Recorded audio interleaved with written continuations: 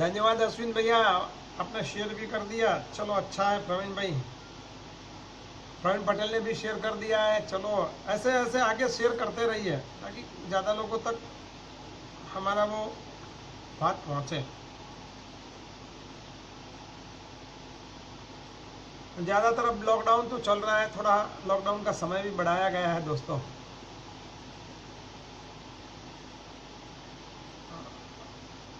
थोड़ा विनोद भैया नमस्ते बिहार से।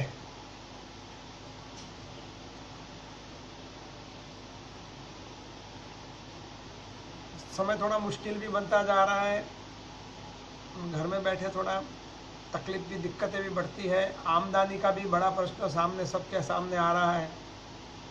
और जान है तो जहान है, अगर हम जिंदा रहेंगे तो पैसे फिर से कमा लेंगे। तो लॉकडाउन का जितना भी हमारे अपने लिए, निजी लिए, अपने परिवारों के लिए जितना हो सके उतना पालन करें मित्रों।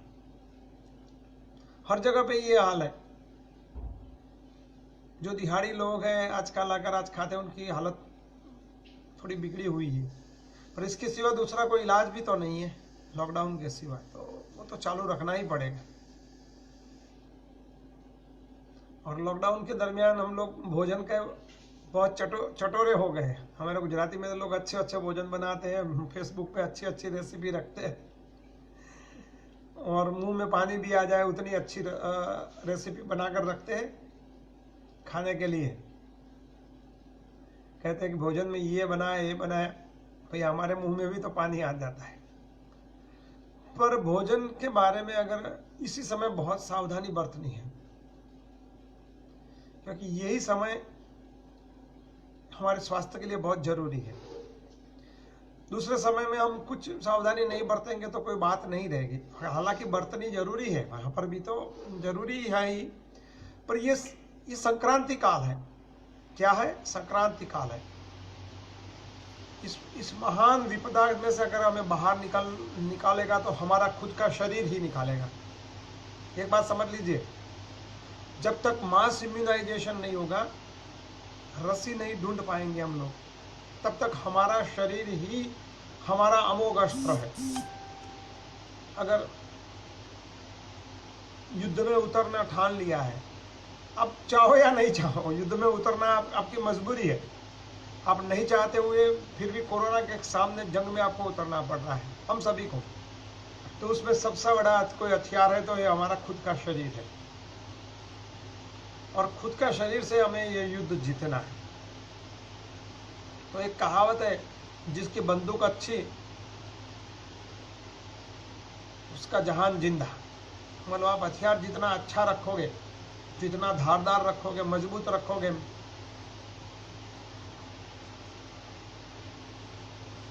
जी नमस्ते, आज तो लालजी पटेल भी जुड़ गए, काफी अच्छे लोग जुड़ रहे हैं। चलो चलो अच्छा है, समय अनुरूप सब लोग जुड़ते हैं, आनंद की बात है। तो हमारा शरीर जितना अच्छा रहेगा, शरीर को हम जितना ही अच्छा रखेंगे, उतना हम ये कोरोना के सामने वाला जंग जीत पाएंगे। ये शरीर को हम एक हथियार मान लें तो उसमें से जंग दूर करना पड़ेगा, उसमें ऑयलिंग करना पड़ेगा, उसमें अच्छे से अच्छी बारूद लगानी पड़ेगी, और इसके बाद अच्छे से अच्छा निशान साधना पड़ेगा, तब जाके हम अपने जंग को जीत पाएंगे। तो ये जंग जीतने के लिए शरीर नितांत आवश्यक एक साधन है। जो साध्य हमें प्राप्त करना है उसके लिए शरीर नितांत आवश्यक एक साधन है। और चरक महर्षि ने बहुत बड़ी बात की अपने आयुर्वेद में, बहुत अच्छी बात है कि अगर दो रथ के चालकों का वहीं पर उन्होंने उदाहरण के तौर पे दिया है कि दो रथ है और उसमें दो रथी है, दोनों एक ही आदमी ने बनाया हुआ रथ है, दोनों में अच्छे से अच्छे घोड़े जुड़े हुए हैं। एक रथी जो है वो अपने घोड़ों को अच्छा भोजन देता है, उसको नहलाता है, खिलाता है, उसका पालन पोषण भी अच्छा करता है, अपने रथों में नित्य समय ऑयलिंग भी करता है, मतलब स्निग्धता भी डालता है, पहियों का भी ध्यान रखता है, कलर बलर जो कुछ भी है, कहीं पर थोड़ी मरामत की जरूरत है वो तुरंत कर देता है। एक रथी यही है। और उसने कहा दूसरा रथी है वो अपने घोड़े पर कोई ध्यान नहीं रखता, वो छूटा खुले में छोड़ देता है, उसको जो खाना है वो खाए, उसको जो मर्जी में आए खाए भी है, न वो उसमें उसके पहियों में तेल डालता है, न पहियों में कोई कचरा लगा हो तो निकालता है, न कोई इधर उधर करता है, बस जैसे घोड़ा मिले उसको जोता और आगे बढ़ो। तो चरक जी ने लिखा है कि कौन सा रथ लंबे आयु तक रहेगा और लंबे समय तक दौड़ पाएगा। तो वो रथ के उदाहरण के तौर पे हमारे शरीर की बात कर रहे हैं कि एक आदमी जो है ये शरीर रूपी जो रथ है उसको ठीक तरह से संभालता है। उसके जो रथ है उसके रथ या उसके जो घोड़े हैं वो इंद्रिय है। तो इंद्रियों को किस तरह से उसने संभाला है, जिस तरह से इंद्रियों को संभाला है, स्वस्थ रखा है, शरीर में नित्य प्रतिदिन स्निग्धता दी है, मलों को दूर किया है, दोषों को दूर किया है और सम दोष बनाकर शरीर बनाया है, तो वो जरूर ही उसका रथ दूसरों से अच्छा दौड़ेगा और अच्छा लंबे समय तक टिक पाएगा। आज बात भी वो हो गई है भैया कि कोरोना के सामने आप भी देख रहे हो, कोरोना के सामने जब भी रुझान आ रहे हैं पूरे विश्व में से, ऐसे माना गया कि 60% लोगों को कोरोना होता है और अपने आप मिट जाता है। तो क्या है उसकी वजह, क्या है भाई? होता है और अपने आप मिट जाता है। तो उसकी वजह है उन रथियों ने अपने रथ और अपने घोड़े को बहुत ही अच्छे रखे, बहुत ही अच्छे सकुशल रखे, मजबूत रखे।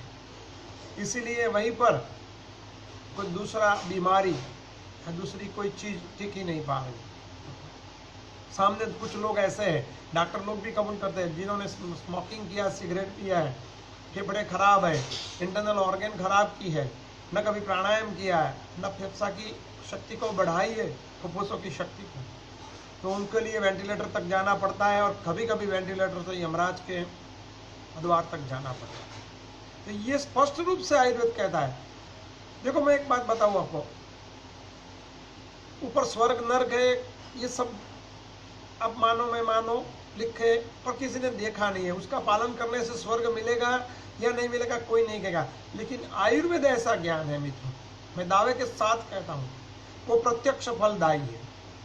वो जितना प्रत्यक्ष फल आपको आयुर्वेद देगा, दूसरी कोई पद्धति, कोई पथी, कोई फिलोसॉफी आपको नहीं देगी। उसने कहा है कि मिर्च खाओ तो तीखा लगेगा तो तीखी ही लगेगी। सालों पहले उसने कहा कि भाई नीम कड़वा है, आज तक के आधुनिक विज्ञान में कोई उसको बदल नहीं पाया। मतलब आयुर्वेद प्रत्यक्ष प्रमाण है, वो तुरंत ही दे देता है। बुखार आया और आप सुदर्शन ले लो तो बुखार उतर ही जाएगा। वो ऋषि मुनियों का बहुत बड़ा संशोधन है हमारे लिए। इन्होंने हमारे लिए बहुत अपनी जान समय सब लगाया और तब जाके आयुर्वेद बनाया है, सालों सालों के अपना अनुभव है।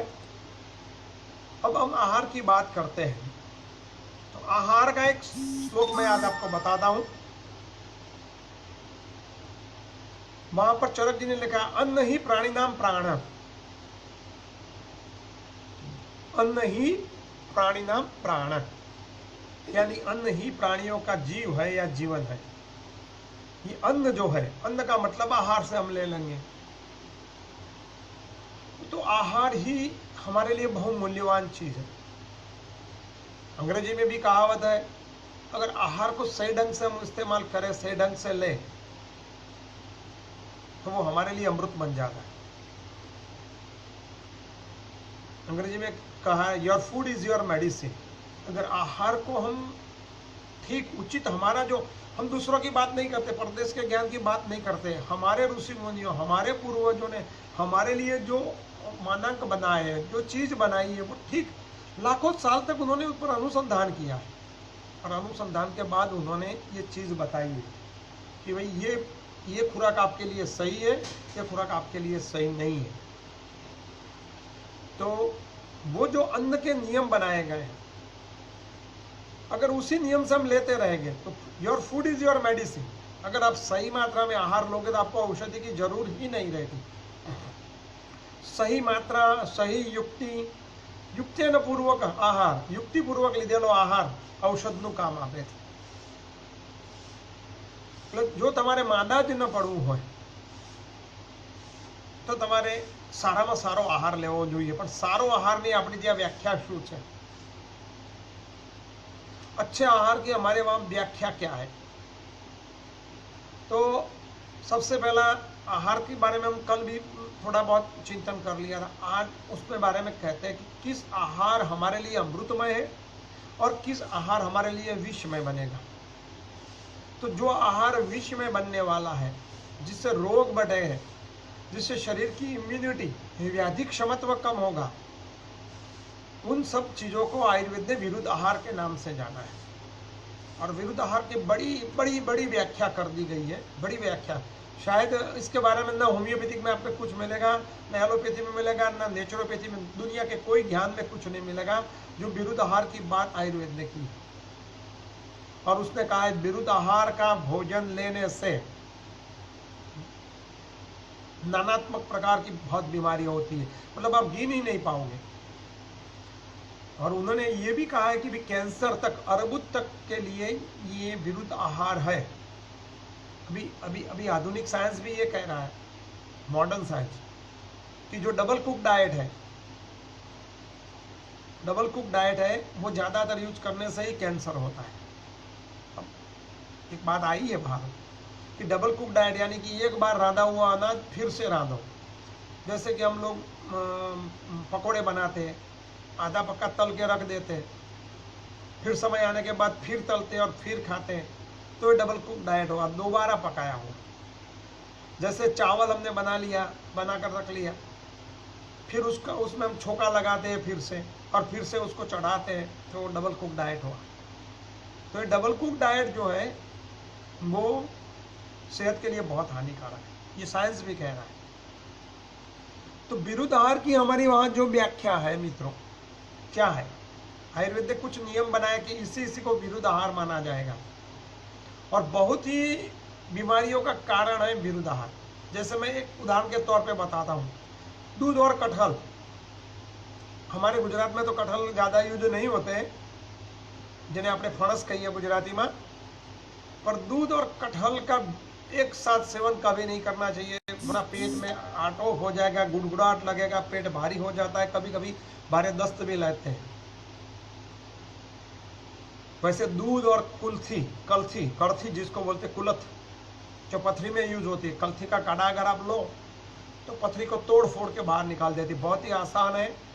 और जिनको पथरी की शिकायत है, जिन मित्रों को,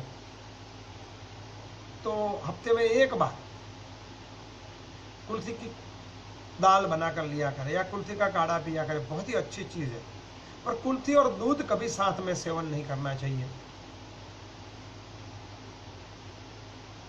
दूध और सभी प्रकार की खट्टाइयों साथ में नहीं लेनी चाहिए, को भूल कर भी. दूध और खट्टे फल कभी भी नहीं लिए मित्रों. जिसने दूध और खट्टे फल लिए, हम समझ लो सबसे बड़ा वो विरुद्ध आहार है. हालांकि आयुर्वेद में ये भी कहा गया है कि नमक और दूध साथ में मिलाकर नहीं लेना चाहिए, विरुद्ध आहार. और हमारे गुजरात में हम लोग नमक, हम और पूरे भारत में हम लोग नमक वाली चीज़ों के साथ ही दूध पीते हैं. सब्जी बनाते हैं, रोटी बनाते हैं, उसमें नमक आता है. पर उसमें होता क्या है, कोई चीज़ अगर आयुर्वेद कहता है पीढ़ी दर पीढ़ी से इस्तेमाल करते रहते हो, 6-7 पीढ़ी से अगर वो चीज़ आपके वहाँ पर यूज होती रहती है, तो वो साथ में हो जाती है. फिर वो विरुद्ध आहार नहीं रहता. आपकी प्रकृति, आपके शरीर जो उसके साथ तालमेल मिला रहता है. शहद और घी, शहद यानी कि मध, शहद और घी एक साथ समान मात्रा में कभी नहीं मिलाना चाहिए, वो विष हो जाते हैं. या तो शहद को आप ज़्यादा लो, घी को कम लो, या घी ज़्यादा लो या शहद को कम लो, तो ये विरुद्ध आहार हो जाते हैं.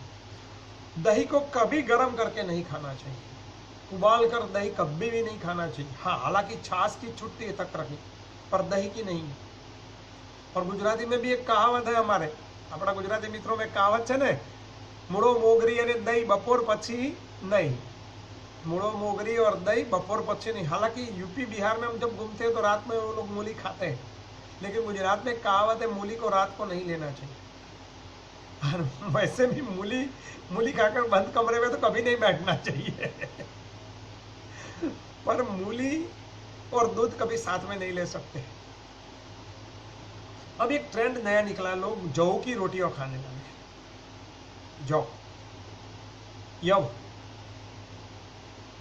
पर आयुर्वेद कहता है अकेला जौ की रोटी भूलकर भी मत खाओ, क्योंकि बिल्कुल रुक्ष होती है, वायु का प्रकोप तुरंत कर देती है, और रुक्षता इतनी बढ़ जाती है, पानी की तृषा लगने लगती है।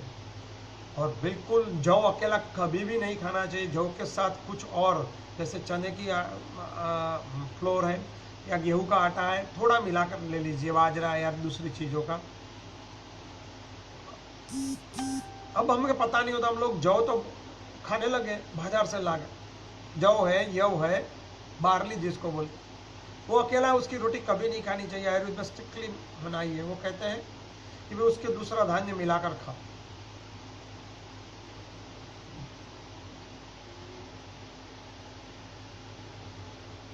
हाँ, दूध और बिस्किट भी साथ में नहीं लेने चाहिए। चाय के साथ अगर बिस्किट चले गए, पर हमारे वहाँ ऐसा हो रहा है कि सॉल्ट के साथ हम दूध काफ़ी सालों से इस्तेमाल कर रहे हैं, तो सॉल्ट और दूध हमारे लिए विरुद्ध आहार नहीं है। जैसे खिचड़ी के साथ दूध लेना आयुर्वेद की दृष्टि से विरुद्ध आहार है, पर उत्तर गुजरात में सालों साल, सदियों से, पुरखों के समय से ये यूज होता रहा है, तो हमारे वहाँ विरुद्ध आहार के वो नियम नहीं लागू होते। कच्छ में कई जगह पे मैंने लोगों में देखा है, कच्छ में, कि भोजन के साथ वो लोग छाछ पीते हैं शाम को, और रात को सोते वक्त थोड़ा ऊपर दूध भी पी लेते हैं। हालांकि छाछ और दूध दोनों विरुद्ध आहार है, पर कच्छ में वो सालों सालों से, सदियों से, पुरखों के ओर से आते हैं, तो वो वहाँ पर विरुद्ध आहार नहीं बना रहता है, वो साथ में हो जाता है। ये हर चीज जो है नए नए चीजों की बात है। अगर आप तेज धूप से आ रहे हैं, आयुर्वेद स्पष्ट लिखा है, तेज धूप में चलकर आ रहे हैं, तो कभी भी पानी से हाथ पांव और सर मत धो, पानी मत पियो। थोड़ा बैठो, शरीर को नॉर्मल टेम्परेचर होने दो, वो भी छांव में बैठो, शरीर का टेम्परेचर नॉर्मल होने दो, और शरीर का टेम्परेचर जब नॉर्मल हो जाए दोस्तों, तब जाके हाथ पैर धो के थोड़ा पानी पीना चाहिए। परिश्रम के बाद भूलकर भी गट गट करके पानी नहीं पीना चाहिए, और भोजन के पहले भी पानी नहीं पीना चाहिए। देखो, पानी के बारे में भी आयुर्वेद ने बहुत सारी बातें बताई, क्योंकि जब हम भूखे होते हैं तो हमारे कुछ एसिड सिक्रेशन एंजाइम्स हमारे वहाँ तैयार होते हैं ओजरी के अंदर खुराक का पचाने के लिए। अब जब आप पानी पहले से ले लेते हो, तो वो जो एसिड्स होते हैं, वो जो एंजाइम्स होते हैं, उनकी पीएच टूट जाती है, वो डाइल्यूट हो जाते हैं। तो आयुर्वेद कहता है अग्निमंद हो जाता है, साइंस में डाइल्यूट बोलते हैं। तो भोजन से पहले विषमवारी, भोजन से पहले कभी पानी नहीं लेना चाहिए। हाँ, हालांकि एक आध घंटे पहले, आधे घंटे पहले थोड़ा पानी ले सकते हो। तो ये सब भोजन के बहुत ही महत्वपूर्ण पहलू है। अब महत्व पहलू में एक चीज और भी बताई गई है कि प्रातःकाल भोजन के बाद, प्रातःकाल नाश्ता के बाद कभी तेज नहीं चलना चाहिए। हालांकि प्रातःकाल आप बिल्कुल भूखे पेट चल सकते हो, पर तेज नहीं चलना चाहिए। मूत्र और मल दोनों विसर्जन के बाद ही सुबह में व्यायाम करना चाहिए। मल मूत्र के विसर्जन के पहले कभी व्यायाम नहीं करना चाहिए, वरना वो शरीर को हानि करता है। शाम को भोजन सोने से 2 घंटे पहले ले लेना चाहिए, और दोपहर को भोजन लेने के लिए कभी भी चलना नहीं, भारी परिश्रम नहीं करना है। वाम कुक्षी कुर्यात, भोजन पश्चात शतपदम गत्वा एवं वाम कुक्षी कुर्यात। रात्रि में दही कभी भूलकर भी नहीं लेना है। भोजन के बाद तुरंत जल का निषेध है। हाँ, जिसकी पित्त प्रकृति है, जिसको कोई दर्द है, जिसने ऐसा कुछ भोजन लिया, वो थोड़ा बहुत सा ले सकता है, लेकिन भोजन के बाद तुरंत पानी कभी नहीं लेना चाहिए।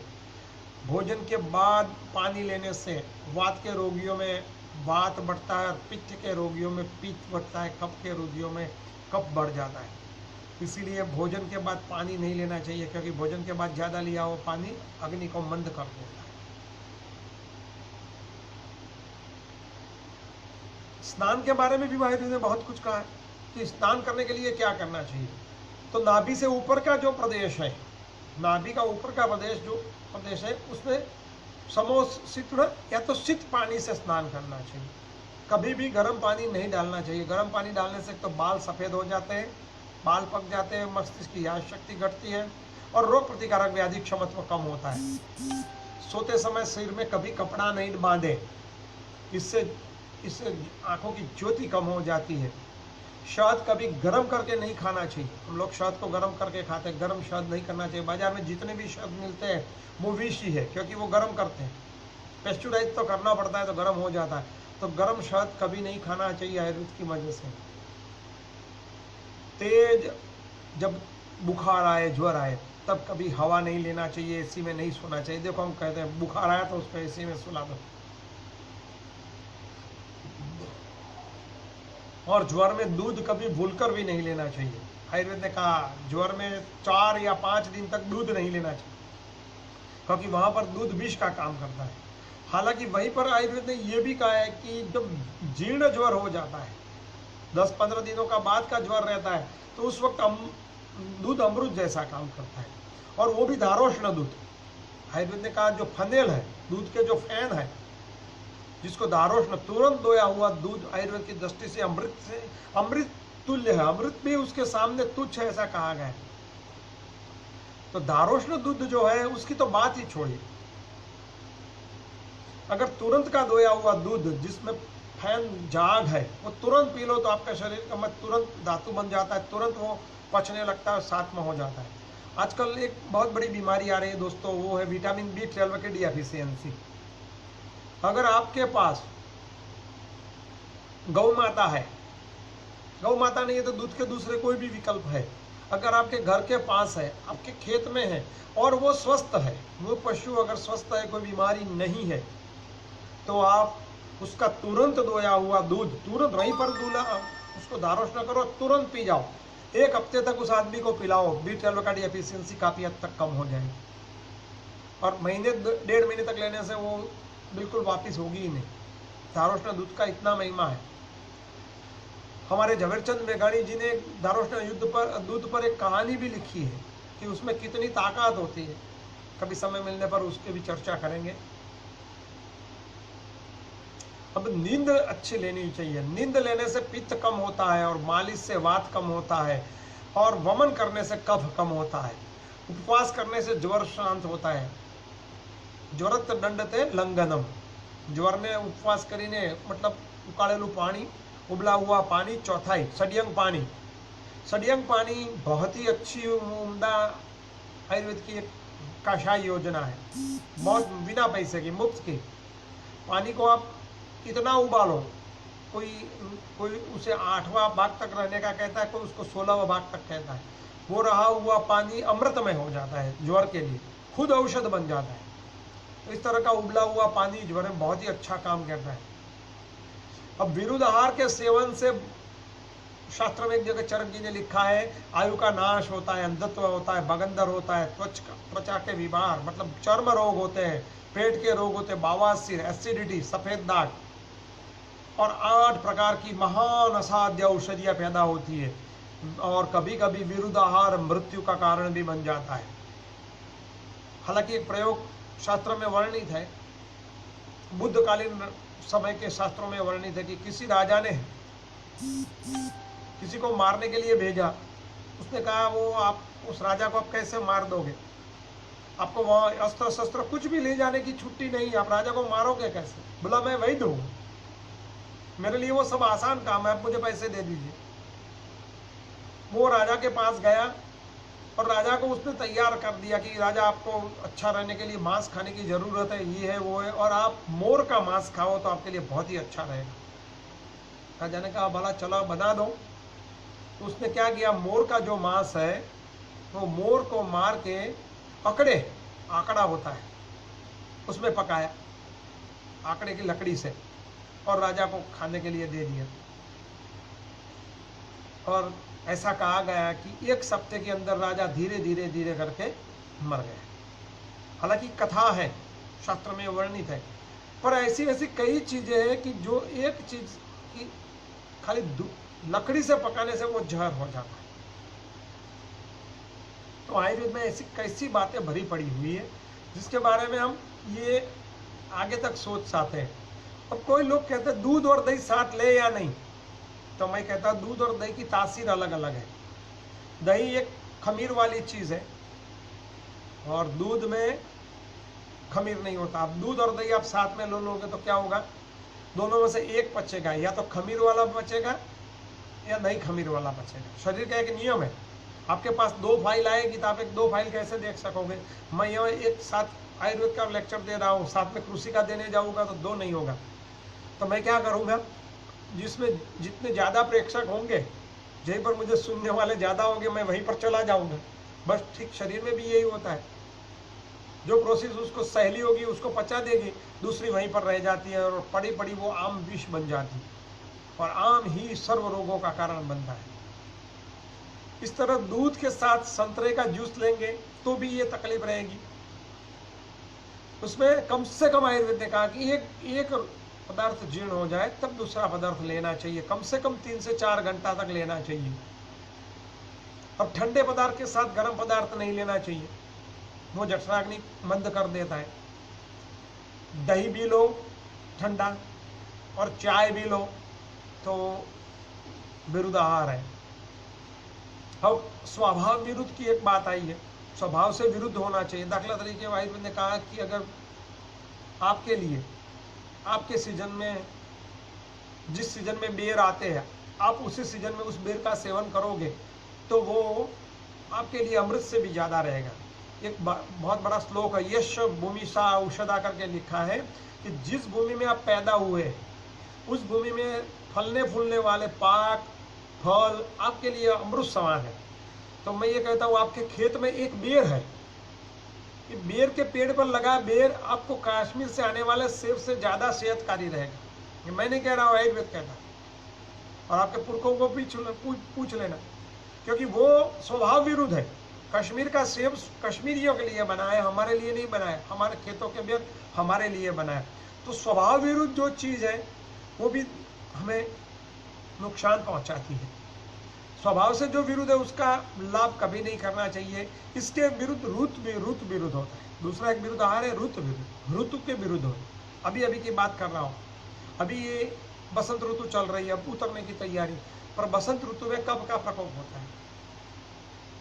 तो जब कफ का प्रकोप में हम कफ वाली चीजें ज्यादा खाएंगे, कफ बने वाली, तो वो ऋतु विरुद्ध हो गया। ऋतु विरुद्ध भोजन लेने से रोग बढ़ते ही है। इसलिए आज डॉक्टर भी तो कहते हैं कि भाई कोरोना से बचना है तो ठंडी चीजें मत खाओ, फ्रिज की वस्तु मत खाओ।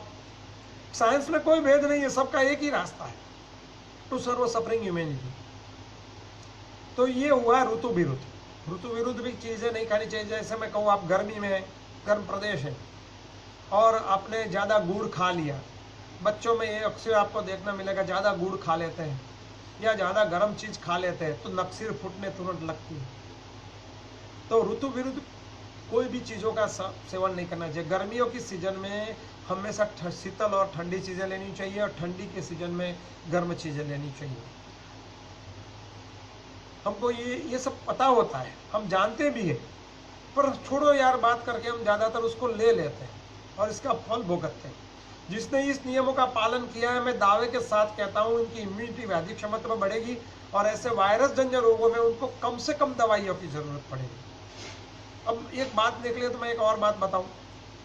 जब चरक ऋषि मुनियों का जहाँ पर वो संगोष्ठी हो रही थी, वहां पर किसी ने कहा कि आप ये सब ऋतुचर्या, दिनचर्या, स्वस्थ के नियमों, ये सब पालन करके बता रहे हैं, इससे आप कहते हैं कि आदमी स्वस्थ रहता, बीमारी नहीं पड़ेगा, तो हमें औषधियों की जरूरत क्या है? हमें उसके बारे में चिंता ही नहीं करनी चाहिए, उसके बारे में कुछ लिखना ही नहीं चाहिए। अगर हमारे पास इतनी सब चीजें हैं तो फिर हम बीमार ही नहीं पड़ेंगे। तो चरक ने वहीं पर बहुत अच्छा जवाब दिया है कि ये सब करने के बाद भी आप बीमार तो पड़ोगे, क्योंकि काल का असर सब पर असर करता है। ये कोरोना एक काल है, एक समझ लो, वो किसी को नहीं छोड़ेगा। अच्छे बुरे, धार्मिक है, बुरा आदमी, अच्छे, काल का प्रभाव सब पर रहेगा। पर अगर आपने ये नियमों का पालन किया है तो चरक जी कहते हैं, मैं दावे के साथ कहता हूँ, हिमालय की चोटियों पर खड़े रहकर कहता हूँ, पुकार पुकार के कहता हूँ कि आपको कम औषधों की जरूरत पड़ेगी, कम समय आपको बीमारी रहेगी और कम समय में आप ठीक हो जाओगे। तो ये स्वस्थ वृत्त का पालन का ये फायदा है। अगर अच्छी चीज़ों जितनी हो सके, मैं नहीं कहता हूँ कि ये विरुद्ध आहार का पूर्णतः हम पालन कर सके, क्योंकि उसमें बहुत बड़ी दिक्कतें आ रही है आजकल। पर जानबूझकर एक शब्द है, दशरथ जी अगर आप है तो आपके लिए बहुत बड़ा सब्जेक्ट है, और जो ज्ञानी लोग हैं उनके लिए इसको प्रज्ञा अपराध बोला गया है। संत भगवान दास जी, मैं आपसे भी बात कर रहा हूं, ये प्रज्ञा अपराध आयुर्वेद में शब्द है। जानबूझकर किया हुआ कर्म ज्यादा दोषित होता है। ये प्रज्ञा अपराध करके ली हुई चीजें, अगर मैं विरुद्ध आहार ले लूंगा तो ज्यादा पाप मुझे लगेगा, क्योंकि मैं जानता हूं, जानने के बाद किए हुए कर्म प्रज्ञा अपराध कहते हैं, और उसका दोष आयुर्वेद में बहुत बड़ा है। एक अज्ञानी बच्चा है, वो नहीं जानता है, आप जैसे लोग हैं जिनको आहार के बारे में पता नहीं है, और अगर वो खा भी लेते तो उनको ये अपराध कम लगेगा, क्योंकि प्रज्ञा अपराध नहीं है, और प्रज्ञा अपराध से होने वाले रोग बहुत जटिल होते हैं। इसलिए ऐसा कहा गया है कि वैद्य की दवा कोई नहीं करता जब वो बीमार हो जाता है, तो ये प्रज्ञा अपराध होता है। तो फिर आता है भूमि के आधार पर विरुद्ध आहार होते हैं। जैसे मरुभूमि है, जिसको रण प्रदेश कहते हैं हम, रण प्रदेश के जो लोग हैं उनको कम पानी वाली सब्जियां और कम पानी वाला आहार कभी नहीं लेना चाहिए, क्योंकि ये भूमि विरुद्ध हो गया। अगर उनको कम पानी वाला रूखा आहार लेंगे तो मरुभूमि में वैसे भी पानी की जरूरत ज्यादा रहती है, तो उनको वहीं पर दाल है, कढ़ी है, प्रवाही खुराक जितना भी है, लच्छी है, शिखंड है, वो ज्यादा मात्रा में लेना चाहिए, और रूखे अन्न कम लेना चाहिए। इससे विपरीत अगर आप दरिया किनारे रहते हो, जहां भूमि में नमी है, तो वहीं पर जो सब्जियों ले उसमें क्षार का प्रमाण कम होना चाहिए, क्षारीय तत्व कम होने चाहिए, ऐसी हुई सब्जियां उनको ज्यादा लेनी चाहिए, और वहीं पर रूखे धान्य ज्यादा लेना चाहिए, क्योंकि वहां पर नमी हर जगह पे बनी रही, तो वहां पर नमी वाले लोगों को रूखे धान्य लेना चाहिए। तो ये आयुर्वेद ने स्थान भूमि के आधार पर भी क्या औषध लेना, क्या औषध नहीं लेना है कहा है। अब स्वभाव विरुद्ध की मैं बात कर रहा हूं, तो जो आदमी बहुत मेहनत करता है, भारी मेहनत करता है, अगर वो आदमी रूखा भोजन लेगा या कम भोजन लेगा तो उसमें वात प्रकृति बढ़ेगी। और जो आदमी मेरी तरफ बैठा रहता है दिन भर, अभी हम लोग सब सेठिया लोग हो गए, दिन भर बैठे रहते हैं, स्निग्ध आहार ले लिया, ज्यादा आहार ले लिया, बाहर देर से पचने वाला आहार ले लिया, तो वो भी हमारे लिए ठीक नहीं है। तो ये हुआ अवस्था विरुद्ध का आहार। अवस्था विरुद्ध, एक अवस्था अलग चीज है। जैसे मेहनती लोग हैं जो मेहनत करते हैं, उनको कितना भी घी दूध खाते, कितना भी तेली पदार्थ खाओगे वो पच जाएगा, क्योंकि मेहनत आउटपुट इनपुट का रेशियो अच्छा रहता है। तो ये है अवस्था विरुद्ध। आयुर्वेद का अध कच्चा, अधिक पक्का, जला हुआ, बार बार गर्म किया हुआ, उच्च तापमान पर पकाया गया हुआ, अति शीत तापमान में रखा गया भोजन पाक विरुद्ध है। देखो ये आ गया पाक विरुद्ध। फ्रिज में से कोई चीज निकालो और तुरंत नहीं ले लेनी चाहिए, क्योंकि ये उसी तत्व को प्राप्त हुई है। तुरंत भोजन नहीं लेना चाहिए फ्रिज में से निकाल कर। ऐसी कोई गरम गरम चीज भी मुंह में नहीं डालनी चाहिए। गरम गरम चाय के साथ आप ठंडा पानी भी नहीं ले सकते हो। काफी लोगों को ये गलत रहमी होती, चाय पीने के बाद पानी पीते, या तो पहले पानी पी लेते फिर चाय पीते। चाय आयुर्वेद कहते हैं पीना ही नहीं चाहिए। अगर पीना है तो भूखे पेट कभी भी चाय नहीं पीनी चाहिए। चाय के साथ कुछ ना कुछ नाश्ता जरूर लेना चाहिए, चाय कॉफी के साथ। अगर क्रम विरुद्ध की बात आए, विरुद्ध आहार की काफी सारी व्याख्या है, जो मोटे मोटे तौर पर जो है क्रम विरुद्ध की व्याख्या है। तो क्रम ये कहता है कि भोजन, स्नान से बाद भोजन करना चाहिए। अगर आप भोजन के बाद स्नान करोगे तो क्रम विरुद्ध का हो गया, वो आपको पचेगा नहीं और आपके लिए दिक्कत की बात हो जाएगी। हाथ पैर धोने के बाद, मलमूत्र विसर्जन के बाद ही भोजन करना चाहिए। अगर आप भोजन के बाद मलमूत्र विसर्जन करते हो या तो हाथ पैर धोने लगते हो तो वो क्रम विरुद्ध हुआ, और वो भी विरुद्ध आहार है, और वो भी हमारी इम्यूनिटी, व्याधि क्षमत्व को कम करता है। जो आहार मनोकुल ना हो, हृदय विरुद्ध हो, वो शरीर के लिए ठीक ही नहीं। बहुत बड़ी बात कह दी, मनोकुल। अगर दुश्मन के घर अच्छा खाना मिले तो वो मनोकुल नहीं होगा। शोक के अंदर आपको अच्छी भोजन लिए तो वो मनोकुल नहीं होगा। मनोकुल क्या है? अच्छे मित्र बैठे हैं, अच्छी बातचीत चल रही है, अच्छा मौसम है। अच्छी मौसम की तो आप समझ रहे हो, मौसम में ऐसे भी आदमी को जब अच्छा मौसम होता है वो आदमी प्रसन्न हो जाता है, चलो आज कुछ हो जाए। तो मौसम जितना अच्छा है, भाव जितना अच्छा है, भोजन उतना जल्दी से पचेगा। तो भोजन का एक बड़े, मैं आज एक बात करना चाहता हूं कि भोजन मनोकुल और हृदय कुल कैसे है, बहुत बड़ी बात कह दी। अगर आपके सामने भोजन पका हुआ पड़ा है, उसमें लाल मिर्च नहीं डाली गई, भोजन बिल्कुल फीका फीका है, तो अब खाने से पहले ही मन उठ जाएगा आपका कि चलो ठीक नहीं है, बस आप नहीं खा पाओगे। पर भोजन कैसा भी, रूखा सूखा हो, सूखा रोटी हो, साथ में मिर्च हो, पर दोस्त है, आसपास का वातावरण अच्छा है, मेहनत किया है, तो वो मनोकुल और हृदय अनुकूल है। भोजन के बारे में मैं आपको एक और मेरी खुद की राय बताना चाहता हूँ। भोजन हम पहले किससे खाते हैं? भोजन हम पहले किससे खाते हैं? ज्यादातर लोगों को ये पता ही नहीं है कि भोजन हम किस तरह से लेते हैं। भोजन सबसे पहले हमारी आंखें खाती है। सबसे पहला कौन खाती है? आंखें। आंखें भोजन का रूप रंग देखती है, और रूप रंग देखकर वो पसंद करेगी कि भाई ये खाने वाली चीज अच्छी है। इसलिए जो शेफ होते हैं उसको अच्छी तरह से भोजन को सजाते हैं, लाल नीला हरा फिरा रंग लगाकर। तो पहले आंखों को अच्छा लगना चाहिए भोजन देखने के बाद कि नहीं चलो भाई अच्छा है, भोजन अच्छा है। तो आंख जब संतुष्ट होगी तो वो नाक को हुक्म देगी, तो फिर नाक उससे सुगंध से खाएगा। आप सुगंध लेते हो, ओह बहुत अच्छी अच्छी सुगंध आ रही है, आज तो खाने का मन हो जाएगा। तो अच्छी सुगंध से आपको भोजन के लिए आपका मन तैयार हो जाता है। तो आंख के बाद नाक आता है, और नाक के बाद मुंह आता है। मुंह में जाने के बाद ही आपको पता चलेगा। पर इन दोनों से पहले आंख और नाक ने नाप लिया है कि भोजन हमारे लिए अच्छा है। तो ये मनोकुल भोजन इस तरह से होना चाहिए, आंखों को भी पसंद होना चाहिए, नाक को भी पसंद होना चाहिए, और मुंह को भी।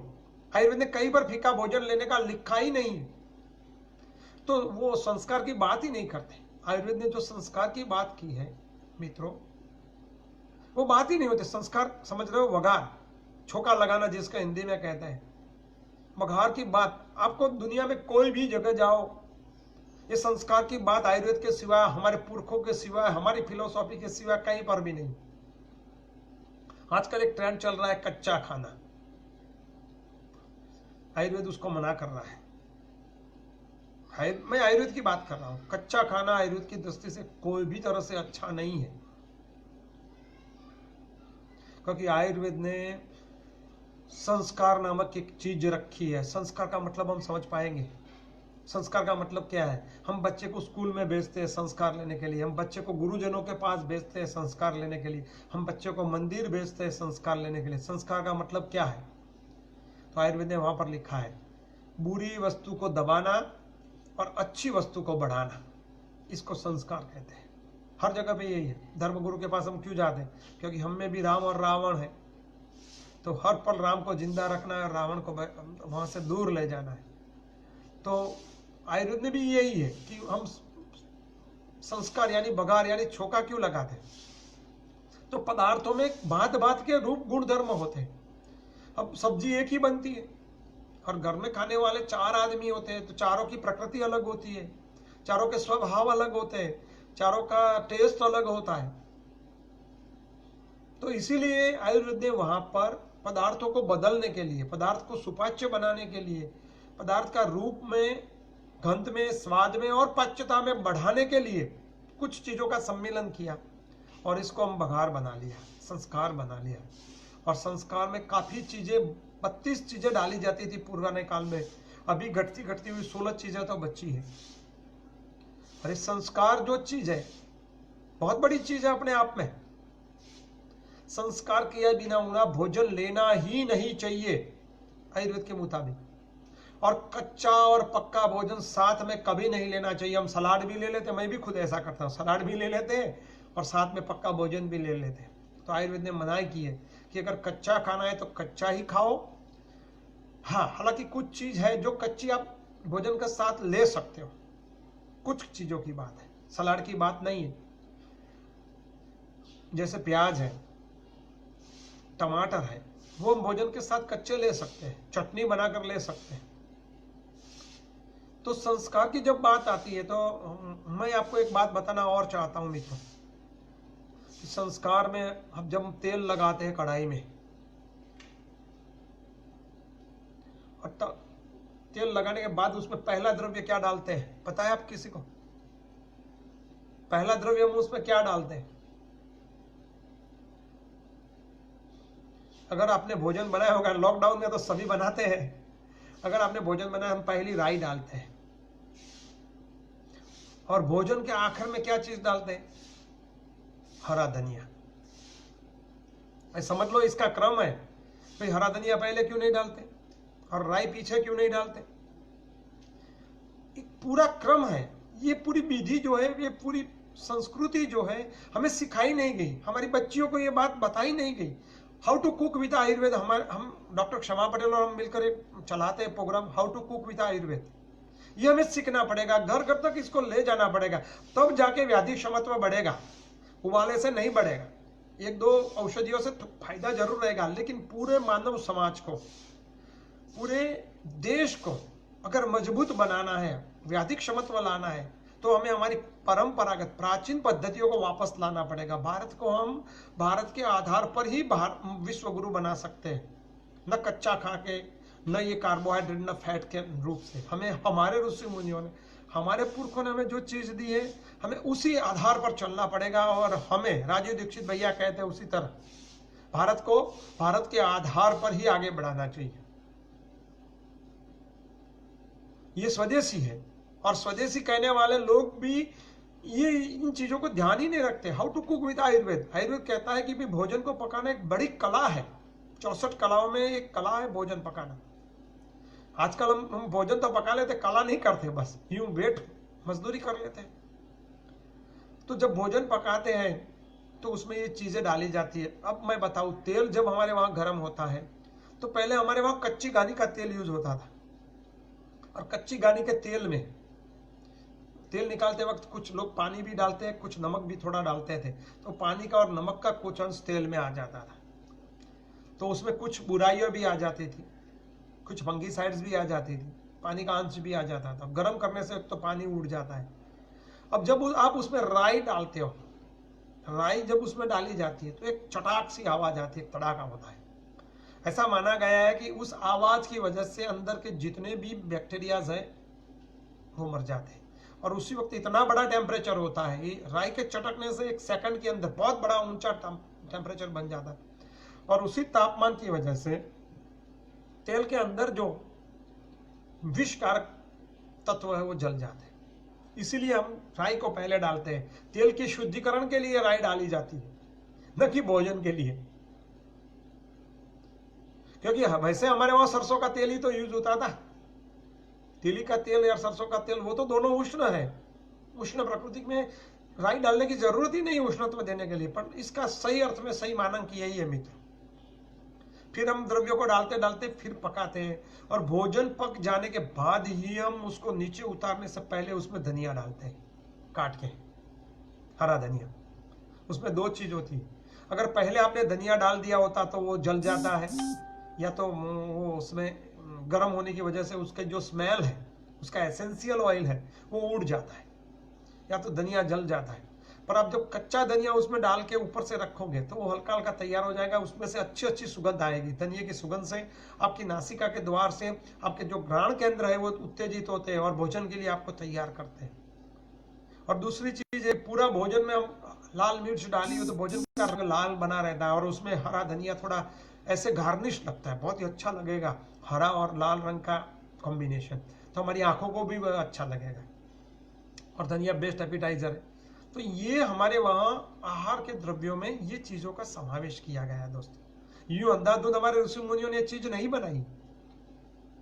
मैं तो मानता हूं पूरे भारत में हर बहनों को, जितनी भी बहन मेरे इन लाइव माध्यम से मुझे सुन रही है, how to cook with Ayurveda करना ही चाहिए। ये सीखना बहुत जरूरी है, अगर आपके परिवार के स्वास्थ्य के लिए, अपने स्वास्थ्य के लिए, अपने बच्चों के स्वास्थ्य के लिए। ये नहीं बनाना हमें ये बनाओ और ये दाल गोला कॉफी बनाओ और पी लो, वो तो सेहत के लिए ठीक नहीं। इस समय में ये सब चीजें चल रही है, सेहत के लिए बहुत बुरी चीज है। तो ये सब चीजें में कई बातें ऐसी है, दूध के साथ लोग कभी कभी तला भुना भी खाते हैं, नमकीन भी खा लेते हैं। दूसरी बात पे आगे बढ़ते हैं। तो दूध में मिनरल्स विटामिन के सिवा उसमें लैक्टोज, शुगर और प्रोटीन होता है, और दूध एक एनिमल प्रोटीन है। उसके साथ आप ज्यादा प्रोटीन मिक्सिंग करोगे तो रिएक्शन आ जाता है, फिर नमक मिलना, मिल्क से मिल्क प्रोटीन जम जाता है, ठोस हो जाता है, और उसका पाचन कम होता है। पाचन कम होगा तो पोषण कम होगा। ये साइंस भी कह रहा है, हमारे पुरखे भी कह रहे थे। सोने से पहले दूध पीना चाहिए या नहीं पीना चाहिए? आयुर्वेद के मुताबिक लिए नींद शरीर के लिए सबसे अच्छी चीज, हमने बोला था ना, आहार, निद्रा और ब्रह्मचर्य, ये तीनों व्याधि क्षमता के लिए बहुत जरूरी है। तो नींद भी गहरी आनी चाहिए। तो ज्यादातर भैंस का जो दूध है, अगर रात के सोते समय आप ले लो तो दूध अपने भारेपन और ठंडे मिजाज की वजह से आपको भारी और शीत निंद्रा देती है, कफ बढ़ती है, और जब कफ बढ़ेगा तो निंद्रा बढ़ती है। तो रात को सोते समय दूध लेना चाहिए। आयुर्वेद ने कहा है कि दिनांते पिबत पयम, दिनांते पिबत पयम, दिन जब कम हो जाता है, मतलब रात्रि की शुरुआत होती है, पय यानी कि दूध लेना चाहिए। दिनांते पिबत पयम, भोज मध्य पिबत वारी, भोजन ना मध्य थोड़ा थोड़ा पानी लेવું જોઈએ। तो दूध रात को थोड़ा तो हर एक आदमी को लेना चाहिए। रात को दही छाछ नहीं लेना चाहिए, दूध ही सबसे अच्छा है। और उसमें एक सेरोटोनिन नाम का हार्मोन्स है जो दिमाग को शांत करने में फायदा होता है। अगर आपने A1 A2 दूध के बारे में भी सुना होगा मित्रों, तो वहां पर एक आता है BCM7, शायद महर्षि आज जुड़े नहीं है, महर्षि तरार साहब बहुत ही बड़े विद्वान है इसके बारे में, हमारे पशुओं के बारे में। तो वहां पर आता है BCM7, बीटा कैसिनोमॉर्फिन। समझ लो इस शब्द में क्या है, बीटा कैसिनोमॉर्फिन, मतलब कैसिन नाम का प्रोटीन में मॉर्फिन है, कुछ कुछ अफीम जैसा तत्व उसमें होता है। इसीलिए दूध हमें शांत कारक निद्रा देता है। तो इसीलिए रात के समय सोते वक्त हर आदमी को दूध लेना चाहिए।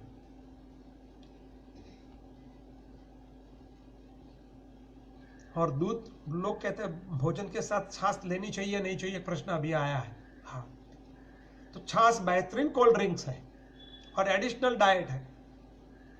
दोपहर के भोजन के बाद तो छाछ पीना चाहिए। तक्र शकस्य दुर्लभम, शास्त्र में यह कहा है। इंद्र राजा ने पर छाछ नहीं मिलती, इंद्र को भी छाछ उपलब्ध नहीं है। शास्त्र में तक्र के बारे में एक बहुत बड़ी बात लिखी गई है। वहां पर कहा है कि कुबेर को कोढ़ हुआ, चंद्र को टीबी हुआ, इंद्र को नपुंसकता हुआ, क्योंकि स्वर्ग में छाछ नहीं मिलती है। देखो ये तक्र का इतना बड़ा प्रभाव आयुर्वेद में लिखा है। तो भोजन के बाद हर दोपहर को छाछ अवश्य में अवश्य सेवन करना चाहिए। मिट्टी लच्छी पीने से अच्छा है छाछ से ले, छाछ बहुत बढ़िया है। काफी समय हो चुका है, आहार की और भी काफी चीजें बाकी है, समय मिलने पर हम आगे उसको लेंगे। पर एक बात और है कि दही और फल साथ में लेना चाहिए, प्रश्न और भी आया है। तो नहीं लेना चाहिए, क्योंकि फलों में अलग एंजाइम्स है और दही में अलग एंजाइम्स है। तो दोनों एंजाइम्स में से कोई एक एंजाइम शरीर पचा पाएगा, इसलिए उसको साथ नहीं लेना चाहिए। फ्रूट रायता कभी कभार ले सकते, पर उसमें भी ऐसा है कि दही के साथ खट्टे फल ही मिलाना चाहिए, मीठे फल नहीं मिलाना चाहिए, ऐसा कहा गया है, क्योंकि खट्टे खट्टी चीज एक साथ लेना चाहिए। अब लोग कहते हैं दूध के साथ फल क्यों नहीं खाना चाहिए? तो दूध के अंदर कैल्शियम होता है और फलों के अंदर कई एंजाइम्स होते हैं। तो एंजाइम उस कैल्शियम को अपने आप में ज्वाइंट कर लेता है, एक कॉम्बिनेशन बना लेता है, और कॉम्बिनेशन बनाने के साथ वो एक दूसरे में जुड़ जाते हैं, कैल्शियम और एंजाइम। तो क्या होगा, वो ऐसी चीज बन जाती है जो पचती नहीं है, हम खा तो लेते हैं और पैखाने से बाहर निकल जाती है। तो फलों का एंजाइम भी हमें नहीं मिला और दूध का कैल्शियम भी नहीं मिला, और ऊपर से शरीर को परिश्रम करना पड़ा, वो अलग बात है। इसीलिए दूध और फल कभी साथ में लेना ही नहीं चाहिए। इसमें खट्टे फल तो भूलकर भी नहीं लेना चाहिए, और दूध के साथ लहसुन और प्याज कभी नहीं लेना चाहिए, इससे चर्म रोग होता है, सफेद दाग यानी कि श्वेत कुष्ठ, उसमें प्याज और लहसुन के साथ हम लोग दूध की मनाही कर लेते हैं। मछली के साथ भी दूध नहीं लेना चाहिए, क्योंकि वो वीर्य के विपरीत है। मछली भी उष्ण वीर्य है और दूध भी और मछली उष्णवीर्य विपाक के बाद और दूध विपाक के बाद शीतवीर्य, तो दोनों की तासीर अलग हो जाने के साथ के कारण मछली और दूध साथ में नहीं लेना चाहिए। अब आखिरी क्वेश्चन हमारे पास एक आया है, क्या मैं फल खाने के बाद फौरन पानी पी सकता हूं? बहुत ही अच्छा प्रश्न है दोस्तों। फल खाने के बाद पानी पीना चाहिए, क्योंकि फल में काफी फाइबर्स होते हैं और शुगर भी होती है। अब एक बात बहुत बड़ी मैं बात बता रहा हूं, शुगर जब आप इंटेक करते हो तो शुगर को पेट में पचने के लिए उसको खंडन होना जरूरी है, टूटना जरूरी है। वो तब टूटती है जब उसका एक अच्छी तरह से द्रावण बन जाए। तो पानी कम होगा तो वो अच्छी तरह से धुल नहीं पाती, और धुल नहीं पाती तो उसका पाचन अच्छी तरह से नहीं होता। इसीलिए शुगरी चीजें, जैसे हम आइसक्रीम पीते हैं तो तुरंत हमको तुरस लगती है, तृषा लगती है। जैसे हम मट्ठा खाएंगे तो तुरंत तृषा लगेगी, वो शरीर मांगता है, शरीर को जो चीज चाहिए वो मांग लेता। तो पानी लेना चाहिए। ऐसे फलों के साथ पानी ज्यादा लेना चाहिए फल खाने के बाद। फल के जो फाइबर्स है वो पानी के साथ घूमते हुए हमारे हाथों की सफाई करके निकल जाते हैं। तो दरअसल अच्छा मतलब सफाई का काम करेगा पेट में। तो फलों के साथ हम अच्छी तरह से पानी ले सकते हो, पर खरबूज या तरबूजा के साथ पानी नहीं लेना चाहिए, क्योंकि वाटरमेलन जो है और मस्क मेलन है दोनों पानी से भरे हुए हैं। तो वो कभी भी पानी के साथ नहीं लेना चाहिए, क्योंकि वो और मंद हो जाते हैं, संतृप्त नहीं रहती। और एक बात आयुर्वेद ने कहा है कि मस्क मेलन और वाटरमेलन भूखे पेट लेना चाहिए, भोजन के बाद नहीं लेना चाहिए, क्योंकि उसमें पानी की मात्रा ज्यादा है, तो भोजन को और मंद कर देते हैं, डाइल्यूट करते हैं पाचन रसों। तो भोजन के बाद कभी भी भूलकर ये नहीं लेना चाहिए। भोजन से पहले ले लो या तो बीच में कभी ले लो। तो तरबूजा और खरबूजों के साथ कभी पानी नहीं लेना चाहिए। ज्यादा खरबूज खाने के बाद अगर पानी लोगे लूज मोशन हो जाएगा। पर खरबूजा और तरबूज वजन घटाने के लिए अच्छे हैं। और भी काफी चीजें कल लेंगे, आज के लिए इतना काफी है। आपके जो प्रश्न है, आपके जो सुझाव है भोजन के बारे में, आप लिखिए। खाली कमेंट मत कीजिए, उसमें कुछ लिखिए ताकि मुझे पता चले कि कल मुझे क्या कहना है, मैं किस चीज पे तैयार होकर आऊं मित्रों। तो कृपया सब लिखें, अगर अच्छा लगे तो भी लिखें कमेंट्स में। कोई गलतियां है तो भी मेरा ध्यान दे, क्योंकि ये सब बातें बहुत ही शास्त्रीय होती है और बहुत दिमाग पे जोर देकर कहनी पड़ती। अगर आपको सबको अच्छा लगा तो शेयर भी करें मित्रों की तरह, और भी लोगों तक पहुंचाए। ये बहुत अच्छा ज्ञान है और ये इस मौसम में, इस माहौल में ये ज्ञान की बहुत जरूरत है। वैसे भी हमारे लोगों को, हमारी बहनों के लिए तो ये ज्ञान बहुत जरूरी है। तो सभी को हाथ जोड़ के विनती है कि ये ज्ञान का प्रसार करें और लोगों तक पहुंचाए। ज्यादा से ज्यादा इस वीडियो को शेयर करें। जय जवान, जय किसान, जय आयुर्वेद।